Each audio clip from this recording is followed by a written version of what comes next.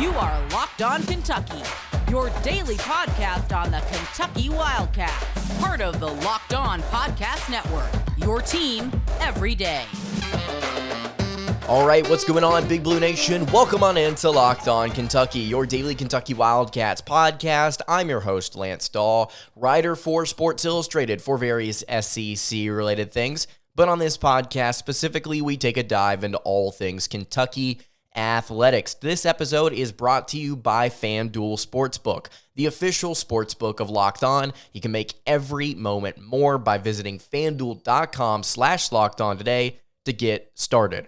On today's episode of Locked On Kentucky, we are going to be previewing Kentucky basketball's matchup with the Vanderbilt Commodores. Going to be a tough matchup tonight. What is the word that we've been using on this show in relation to Kentucky's SEC games?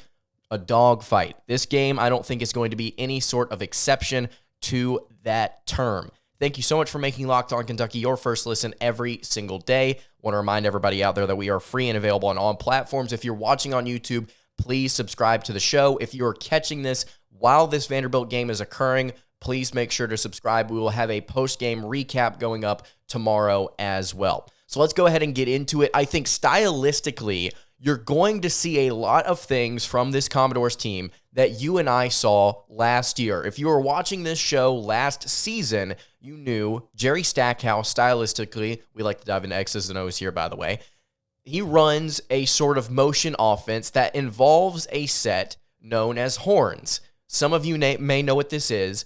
Stackhouse likes to run it quite a bit outside of isolation, which I will get to in a second. In this set called horns, forwards set up at the elbows of the perimeter while shooters space the floor out on the wing. On the elbows on the inside, and the shooters space out on the wing. The ball is then passed into one of the forwards from there, and the perimeter players can cut, space, or set off-ball screens to try and get themselves open. This set allows for different guys to touch the ball, and when run accurately, it can be very effective. Several teams in this conference run it pretty effectively. Maybe not as interestingly as Stackhouse does. I think this is a set you're going to commonly see with the Commodores tonight. Now, I don't want to sit here and just say, based on what this definition is, where players can then cut off the perimeter and do different things like that, I don't want to say that we're just going to see the same thing over and over and over and over again. You're going to see different iterations of it, which is why I think this is an interesting offense. Statistically, though, outside of what they do stylistically, I don't think that there is a lot there to prove that this is some type of elite offense. As of right now, Vanderbilt is currently 7th in the SEC in points per game at 73.2. They don't do a ton offensively that really wows you when it comes to the numbers.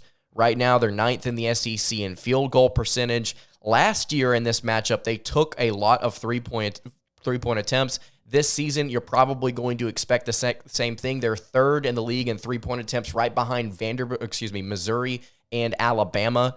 This team, while they don't have a ton of pace, they will put up a lot of shots. And it comes off of that horn set, or it is created in isolation. One of the most interesting things about Vanderbilt that we noted last season is that they put up a lot of shots. They didn't turn the ball over. And it seemed like all things should point to them being a more effective offense. Well, they mainly don't turn the ball over because they don't pass the ball a ton. They're 2nd in the SEC in turnovers per game, and they're 12th in the SEC in assists per game. They just simply don't pass the ball around a ton. They do a lot of dribbling around those screens we talked about earlier. They do a lot of creating in isolation, and this was, I think, elevated because of the player that they had on roster last year. That was, I wouldn't say a ball hog, but I think a lot of people would describe him as that, is Scottie Pippen Jr. He was the one that was the primary ball-dominant guard on that team that kind of forced Vanderbilt to statistically take a dip in those categories because he was the one handling the ball, he was the one controlling most of the possessions, and he was the one at the end of the day that would probably get a shot up more often than not.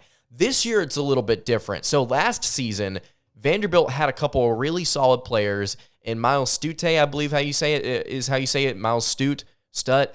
I don't know. I'm an idiot. And then they also had Jordan Wright. Last year, they were very solid. This year, they've kind of taken a step back to 2 players, Now, I do want to point out that Miles and Jordan are still very good. They're both averaging over 10 points per game. But Tyron Lawrence and Liam Robbins are the ones that have kind of taken center stage. So last season, Liam Robbins, if I'm not mistaken, was not that big of a factor for the Commodores. In fact, he only played 14 minutes in this game, and he didn't score a point in this road trip that the Commodores, that the Wildcats had this past year. Tyron Lawrence, if I'm not mistaken, didn't really do a whole lot in this game either. Yeah, I'm pulling it up right now. Only had 3 points on one shot attempt. But they have become the two most dominant guards on this team outside of Jordan Wright, players outside of Jordan Wright. And so I think you expect a balanced, well-scoring effort from this team as opposed to what we saw last year, which was Scottie Pippen Jr. doing his thing against Kentucky, getting what he wanted, and that being it. It's more of a well-rounded effort this season, which is interesting because as far as record goes, there's not a whole lot that has changed up until this point. Last season, Vanderbilt, 19 games into the year, was 10-9. This year, 19 games into the season, they are 10-9. A little bit of a different tale because they are 3-3 in conference play, and they are coming off a couple of really impressive wins over their the 3-game stretch they've been in recently. They beat Arkansas, beat them at home, and they went on the road and they scored 85 points against Georgia. They are scoring efficiently right now. Over their past 5 games, they have scored 82, 68 against the best defense in the nation, 97, 66 against one of the better defenses in the nation, and then 85 against Georgia. When they play teams that do not play well on the defensive end in conference play thus far, they have proven to be lethal. They even scored 84 against South Carolina. They scored 85 against Missouri, who I think right now is last in the league in points per game. This team executes against competition that they should, in theory, execute against. At least that's what I have seen from Vanderbilt thus far this season. So where does that bring us for this matchup? Well, I want to get to what Kentucky does in a second, but I think focusing on what Vanderbilt does in this game, it's very difficult to pinpoint an individual matchup that I think will determine the outcome of this one. Like I said, it's very balanced as opposed to what we saw last year. It's very different in terms of what the players are doing individually. I think the product as a whole is very similar, though, when you just look at the raw numbers, look at the record and everything like that. Liam Robbins, we've talked about it before on the show. What does Oscar Tshiebwe struggle with? He struggles with not just height, but he struggles with size, weight specifically. Whenever he goes up against a post player that has just as much physicality as him, not necessarily height, he struggles in the game on both ends of the floor. Liam Robbins, 7 feet tall, 250-pound senior for the Commodores.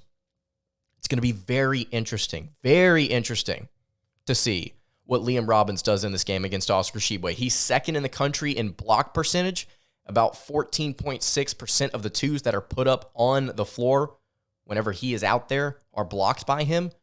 That's insane. That's really, really good. It's going to be interesting to see what the post presence does in this game for the Commodores. Because to be honest with you, he's essentially their number one guy in the post. Outside of that, you look at their primary scorers. I mean, there's only one other forward in their top 8 scores, and it's Miles Stute. And to be honest with you, Stute has not been particularly dominant this season as far as percentage of possessions used. So it's going to be Liam Robbins. I think that's going to be the big one to watch. But again, I want to reiterate, this is a well-balanced team. Statistically, they don't do anything terribly other than turn their opponent over. It's just kind of your average team, to be completely honest with you. How Kentucky shapes up on the road is going to be fascinating. I want to dive into what the Wildcats may do in this matchup because, again, I want to reiterate something I said at the beginning of the show. I think this is going to be tough. I think this is going to be very difficult. Before I get to that, though, I want to tell you guys about our friends over at FanDuel. The NFL playoffs are here, and we're really excited about our new sports betting partner for Locked On because they are the number one sports book in America, and that's FanDuel.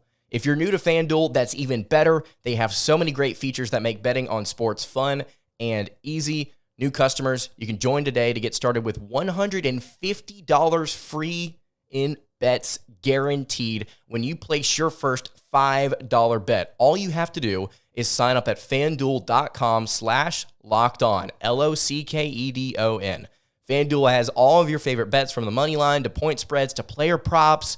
Plus, you can even combine your bets for a chance at a bigger payout with the same game parlay. As you all know, the NFL playoffs are marching on. The conference championships are this weekend. The 49ers are taking on the Eagles. The Bengals are taking off on the Chiefs. Those are both really close games. If you feel strongly about those, you can go check it out over at FanDuel, all on an app that's safe, secure, and super easy to use. So, football fans, don't miss out. You can place your first $5 bet to get $150 in free bets, win or lose, over at FanDuel.com/lockedon. Make every moment more with FanDuel, the official sportsbook partner of the NFL. All right, continuing along here on the Tuesday edition of Locked On Kentucky. Got my days out of order here. Lance Dawe hanging out here with you.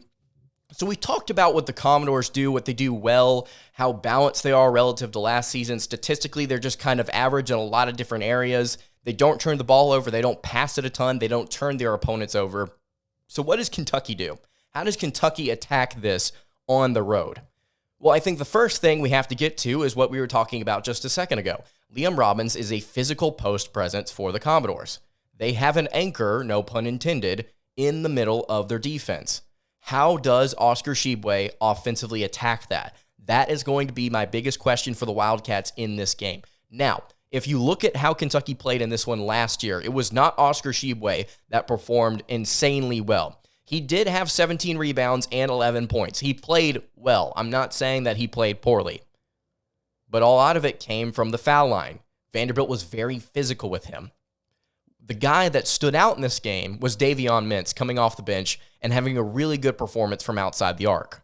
Outside of him, it was Keon Brooks Jr., who ended up going 7 of 15 and having 20 points in this game. Kentucky got out and ran in this game pretty well, if I remember correctly, last season. The reason I'm comparing so much to last year is because a lot of the guys that you see that were kind of bench players / starters that were not named Scottie Pippen Jr., I mean, most of those guys are back for the Commodores. Most of those guys are going to be kicking in this one. It's the question of whether or not Kentucky can go out and execute again, because last year they were it was pretty close. It was like 77-70 or something like that. It was a pretty close contest. How Oscar Tshiebwe performs is big. And then something that we talked about last episode. I hate to sit here and say the same thing between episodes over and over and over again, but it's important. It's important for us to discuss. So the outside shooting against Texas A&M did not perform well. It just straight up didn't. And that was a little bit of a disappointment because I expected Kentucky to at least try and, get the ball to some guys that would be a little bit more efficient. CJ Frederick, who we've mentioned has been on a cold streak, continued his cold streak. It was Antonio Reeves off the bench that kind of saved things with a really good performance. They shot a ton of threes, but they did not make them at a high clip.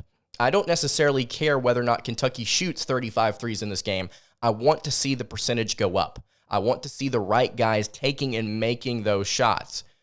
A lot of it, I think, has to do with what does Reeves do in this game. Yesterday, we talked about whether or not CJ Frederick should have his starting spot pulled for Antonio Reeves. Some of you in the comments agreed. Some of you in the comments disagreed. I still think Reeves, if we're going for an efficient lineup, should be starting for the Wildcats. It does throw some things out of order with the rotation, with the 3 and the 2. I still think that it's worth it. Point being, I think Reeves, though, regardless of whether or not he starts or not, needs to make the most out of his minutes. How he performs in this game outside of Tshiebwe is going to be interesting. How Cason Wallace and how CJ Frederick, if he does play his 29 to 35 minutes, how they shoot is also going to be really important. You cannot be outshot by this Vanderbilt team. If you do, you're going to have a hard time because getting in the paint is going to be difficult because of Liam Robbins. So that's my thought on that. I think Kentucky's got to be able to get Tshiebwe going. They've got to be able to get Antonio Reeves going. They've been the two guys that have been carrying thus far over these past 2 or 3 games. I think they need to light it up again. Kim Palm right now does not have a lot of faith in the Wildcats in this one. 73-71 is the final score prediction over there. 56% chance for the Wildcats to win this one. It's a toss-up. I'm not going to give a prediction. I want to know what you guys think in the comments below. If you're coming to this again after this game is over, I want you guys to leave your thoughts on the game. Tell me what you want to hear on tomorrow's episode. Tell me what you think about the game.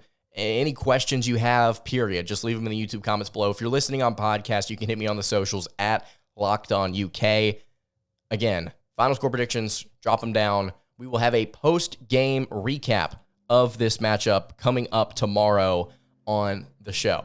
That's going to do it for today's episode of Locked On Kentucky. Before you go, I want to remind you guys to please check out the Locked On College Basketball Podcast. So friends of the program, Andy Patton, Isaac Shea, they host the Locked On Zags and Locked On Tar Heels podcast, respectively. They have collabed and they are hosting the Locked On College Basketball Podcast every single day. Make it your second listen today. They bring on big-name experts, coaches, players, everybody throughout the college basketball landscape. Sometimes I'm hopping on there talking about the Wildcats, so make sure you go and check them out. They're available on YouTube. Go subscribe to their channel. They are also wherever you get your podcast. Again, that's going to do it for today's episode of Locked On Kentucky. You can follow the show on Twitter at LockedOnUK. You can follow me on Twitter at LanceDawe_, and you can follow the show over on Instagram. That is at Kentucky Podcast. Again, any questions, comments, concerns, hit me in the comments. Leave me on the socials, hit me on the socials. I will see you all tomorrow for a recap episode of Kentucky versus Vanderbilt. I hope you guys have a great rest of your day, and God bless.